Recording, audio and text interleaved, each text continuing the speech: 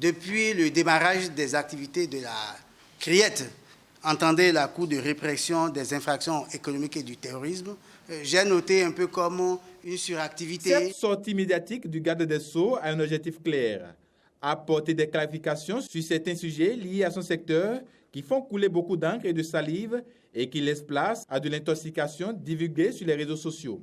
Le premier sujet abordé au cours de cette conférence de presse est la Cour de répression des infractions économiques et du terrorisme CRIET.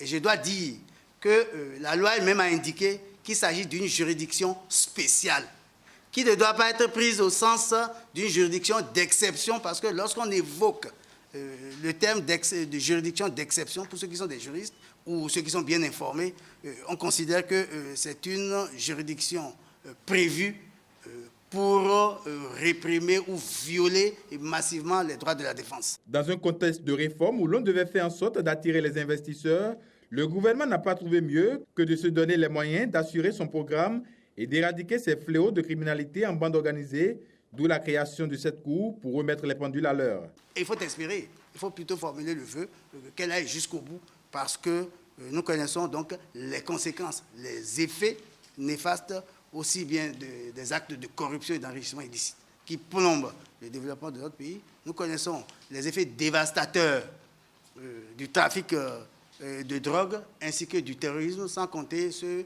du blanchiment des capitaux qui sont une source d'arriération de nos pays.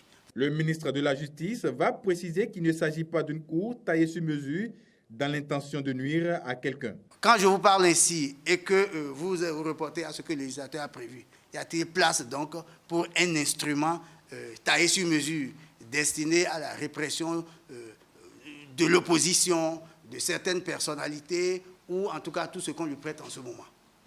Je crois qu'en toute honnêteté, vous devez convenir avec moi que nous ne sommes pas dans cette situation-là. Il s'agit de mesures adéquates pour permettre la mise en œuvre de lois qui ne sont même pas toutes du régime actuel.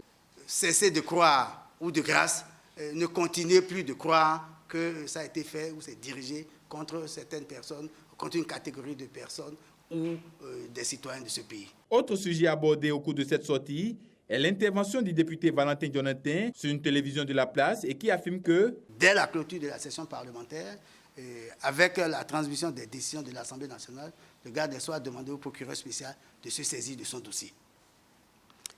Dans l'absolu, c'est faux. Et il n'a pas fait économie de vérité, il a simplement dit une contre-vérité. Le ministre Séverin Konom a, pour finir, rassuré les uns les autres sur l'effort que mène le gouvernement de la rupture pour éradiquer certains fléaux de la société afin que la justice règne pour le bien de tous.